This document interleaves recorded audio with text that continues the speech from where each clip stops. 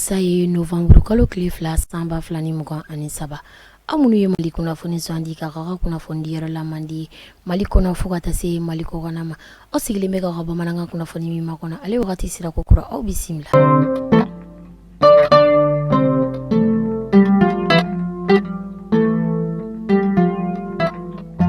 Kunnafoni daminɛla bi dɔgɔtɔrɔso belebele 3 ɲɔgɔnna jɔlen do an ka jamana kɔnɔ. An ka furancɛla fanga ɲɛma ale kɔni fɛ Colonel Assimi Goïta ale kɔni y'o jɔ maa minnu tɔgɔla sa o de ye jihadisitɔ olu kɔni ye ka tila ka ambulansi belebele kelen kɔni bila dɔgɔtɔrɔso ninnu kelen-kelenna bɛɛ lajɛlen kɔnɔna la wasa u kana se ka degun sɔrɔ cogo min na u ka tagali ni nali olu kɔnɔna. A yirala k'a fɔ fana dɔgɔtɔrɔso ninnu bɛɛ kɔnɔna la mansin kuraw de bɛ u bɛɛ lajɛlen kɔnɔna la u joliw bɛ se ka falen cogoya min na ka sɔrɔ gɛlɛya tɛ. Ala ka kɛnɛya di banabagatɔ ninnu bɛɛ lajɛlen ma.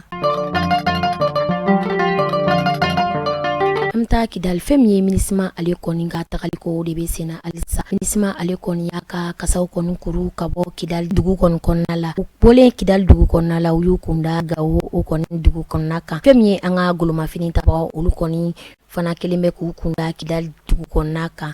A tɛna mɛn yanni wagati cɛ an ka mɔgɔw kɔni fana bɛna don Kidali dugu kɔnɔna la. A yirala k'a fɔ fɛn min ye MINUSMA ale kɔni y'a ka minɛnw kɔni cɛ nka u ye bɛnkan minnu kɔni sigi a kɔni ma se k'olu kɔni tiimɛ.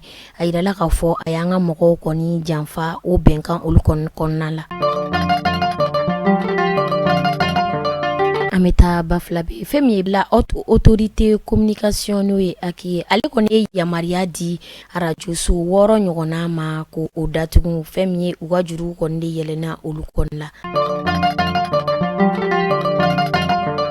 Octobre kalo tile 28 san 2023 fɛn min ye gundamukaw olu kɔni ye kusiw dɔw kɔni sɔrɔ makɔrɔba olu kɔni ye makɔrɔba banabagatɔ minnu n'olu kɔni bɛ kusi don ni wagati in kɔnɔ olu kɔni ye o dɛmɛ olu kɔni sɔrɔ.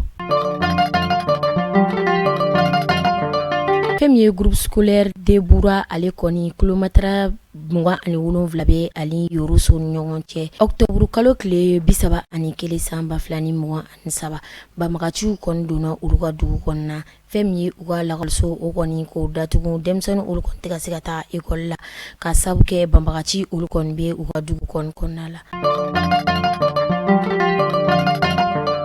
Fɛn min ye an ka ba Maliba ye a yirala k'a fɔ fɛn min ye violence ale kɔni cayalen don furu ale kɔni kɔnɔna la cɛw ni musow kɔni ka ɲɔgɔn jogin ale ni ɲɔgɔn faga a kɔni cayalen don. Octobre kalo tile 17 kɔnɔna la muso dɔ a tɛ tɛmɛ san 21 kan ale kɔni jiginna a cɛ fɛ ni o y'a furukɛ ye Nara dugu kɔnɔna na. Ɲininkali ye fɛn min ye mun de bɛ ka furu kɔnɔna la mun de bɛ ka nin ko ninnu bila dugu kɔnɔna na sanga ana ka wagati cɛw ni musow ni ɲɔgɔn cɛ ɲɔgɔn faga ale ni ɲɔgɔn jogin o ka se ka dabila cogoya min na an ka dugu kɔnɔna la.